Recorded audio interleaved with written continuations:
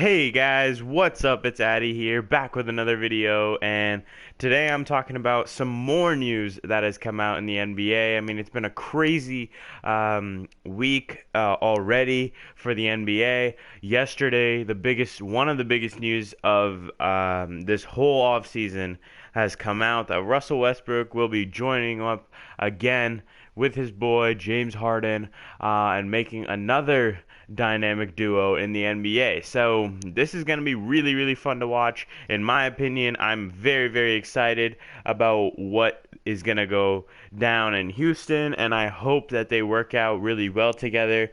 And I just wanted to start out by talking about a little bit about what I think about that trade. I think it worked out great for both sides. Houston won the trade in terms of chemistry and getting a better player, and OKC won the trade in terms of getting a great amount back. They got a ton of picks, and they've stacked up a lot for their future. And the next 7 years, I mean, they're going to get pick after pick, and hopefully they'll be good picks that they can work around. And they've done a great job setting themselves up for rebuild. So, spectacular job on their part and really executing the whole rebuild situation really well. I mean, they understood that Paul George wanted to leave, and then Westbrook obviously not wanting to stay, and they knew that if they're going the rebuild route, then they might as well go full head of steam, and they did a great job with that, in my opinion. And they got a Chris Paul that they can use to gain more assets out of in a trade, or use him to mentor some of the young guys. I don't really see a reason to keep Chris Paul if I'm OKC, but it leaves them with a lot of options. And the Rockets, obviously, they got a better point guard. They are back in the hype mix. They have two MVPs now on their team, and they got a lot of news around them. Now people are going to want to sign with them. So they kind of woke up a little bit, and they got themselves right back into the mix here in terms of talks, because they're going to be right there with LA, both LAs, and every duo in the NBA, because James Harden and Russell Westbrook are two of the best players in the league. I mean, Harden's coming off a career year, and Westbrook has been averaging triple doubles for like 3 seasons, so it's going to be really fun to watch these two together. And I can't tell you how many times I wished, that OKC stuck together a little more, and I wanted to see how they would turn out now, knowing that they're all superstars. Seeing Westbrook, Ibaka, Harden, and Durant all together, it would have been so cool to watch. But obviously, that dream is over, but at least we get a chance to see James Harden and Russell Westbrook, two iconic players, play together. And I think they have a lot to show off next year, and they both have a chip on their shoulder of what people think about them and the kind of player that they are. And I really like that kind of motivation that these two should show next season, because they both are bashed a lot for being used too much on a team, and their greatness goes undermined by things that people just like to hate about them. So, and the fact that they both don't show up in the playoffs and things like that. So even though they're fantastic players, so I'm really excited to see, how this affects their numbers, obviously, and how they gel together. Hopefully better than Chris Paul and James Harden. And if they can bring back that OKC chemistry, that'd be really, really nice to see, because this could be one of the most fun teams to watch. I mean, obviously the Rockets are already fun to watch with their three-point shooting and all that, but Westbrook and Harden, I mean, those are two really, really, really fun players to watch. Westbrook with his explosiveness, and Harden with his fancy skills, and just his all-around ability to score. So that's going to be really cool to watch. But I want to talk about kind of the results of this trade. So after this trade, Chris Paul has now been sent to OKC, and to me, if I'm OKC, I'm looking at this as like a win of a trade, but I don't really see a reason for OKC to want to keep Chris Paul. I mean, I don't think the Thunder really have anybody that's young and Chris Paul could really mentor. And looking at their team right now, I mean, they have some decent guys like Chris Paul, obviously they kept Steven Adams. They have a good defender in Andre Roberson. They now have Danilo Gallinari. They still have Schroeder. So a decent team maybe could make a decent run in the East, but in the West, where there's so much more stacked now, I don't. You know for a fact that that's not a championship team, and if you know your team's not a championship team, and there isn't a lot of future in that lineup. Chris Paul's getting older, and I don't think he would really want to be there through the rebuild process. So if they had D'Angelo Russell somehow in this trade, and he was like 23 years old, then I could kind of see it, because in a couple of years, OKC's going to be piling the young players, and then having a guy like D'Lo in his prime could be really good. But obviously they don't have D'Lo. They have Chris Paul, who's already in his mid-30s, and he's going to be looking to play some good basketball before he goes down with possible like injuries and just overall age being too much. So he's gonna want to get out, and I think if I'm OKC, I'm trying to get rid of him while his stock is pretty high. So I think the best place to send him would be Miami. I think Miami's got a lot of young pieces. You could probably try to snag some young guys out of Miami. Definitely get a good amount of picks for them. I know Miami was looking at Russell Westbrook already, but I think Chris Paul could be a great fit for Miami. I mean, Miami has Jimmy Butler coming in, so they already have that, and pairing him up with Chris Paul, they can make a decent run in the East, and they have they have Bam. Bam's a great center that they have. They re-signed, I think, Kelly Olynyk this year. They have Dion Waiters. So they have some good pieces around them. And last year, they couldn't really do it with just Dwayne Wade. But this year, having Jimmy Butler, who's still young, who's still a fantastic all-star level player, and you add in a guy like Chris Paul who can just facilitate the ball, a kind of guy that Miami hasn't had in a while or doesn't have currently.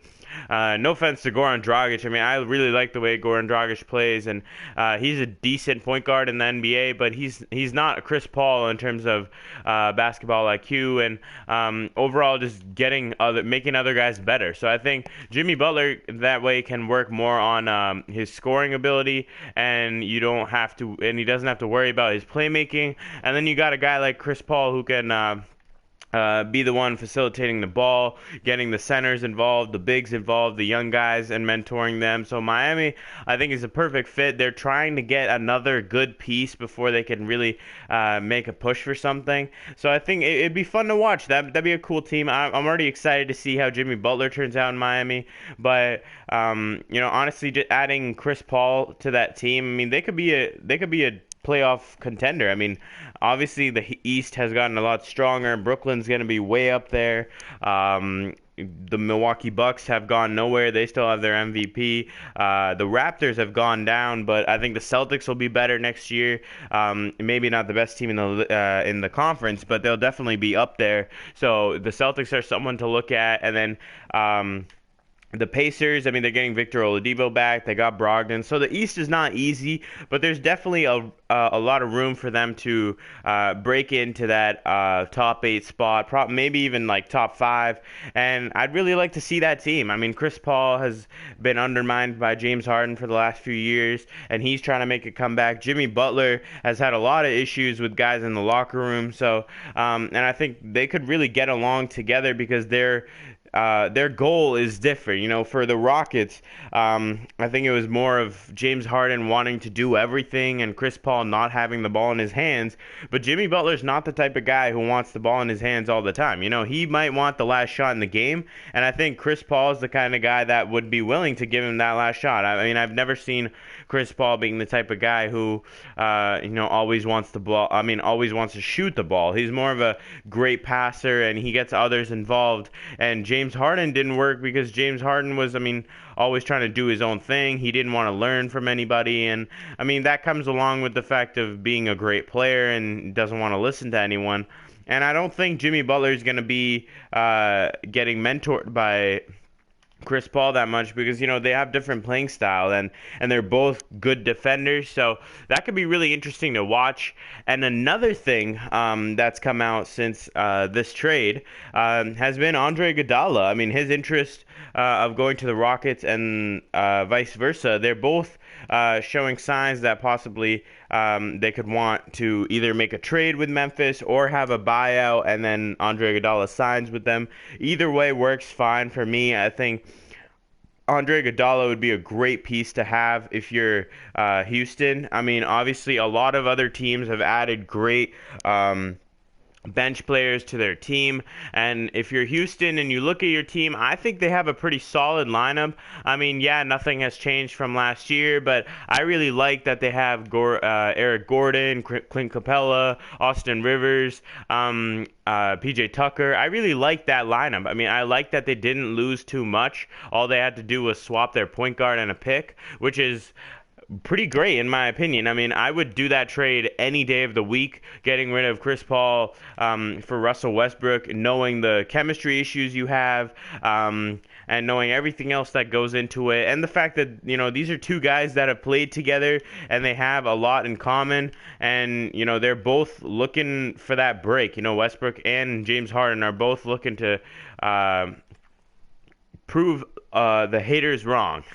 and so adding a guy like Andre Iguodala would be really good for them. I think, like, they could. I mean, he obviously, the things he did for the Warriors are just nameless. I mean, there's so much that he helped the Warriors with coming off the bench. I mean, at a time when, you know, he could have started on a lot of teams. I mean, he's not a player that had to go to the bench that quick, and the fact that he was just willing to accept that. And I mean, in 2015 when the Warriors won, I mean, he was Finals MVP. I mean, he really stuck up at that time, and he's a great guy to have. I mean, I'm assuming he would come off the bench in Houston as well. But even if he started, I mean, I have no problem with that, because you get a good defensive guy.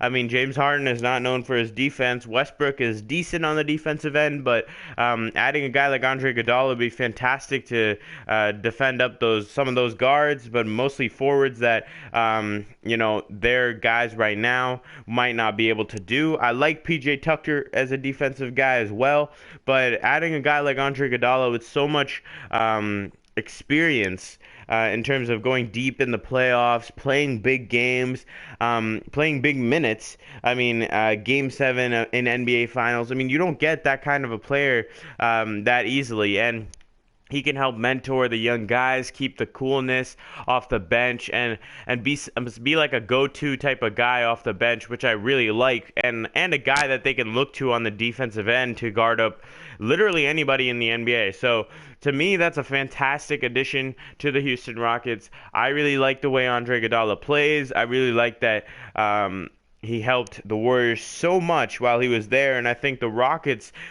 with the momentum that they have of trading for Westbrook, I mean, there's obviously players that already signed Tyson Chandler to a one-year deal, so there's players that are already showing interest now, because, you know, that's how it works. Whenever a team builds that hype, more players want to go there. The Lakers signed a ton of old bench players, but players that have had experience and are good players because of the fact that they got Anthony Davis. And the Clippers, they re-signed guys because of Kawhi and PG coming. So this is the kind of thing that always happens, because it's that build of interest. It's that newness, that excitingness. Brooklyn got DeAndre Jordan just because Kevin Durant and Kyrie Irving were going there. So that's the kind of thing that the Rockets need to use to their advantage right now. They already got Tyson Chandler. I like that a lot from their perspective. And now they get to get a guy like Andre Iguodala. If they can pull that off, that'd be fantastic for their bench.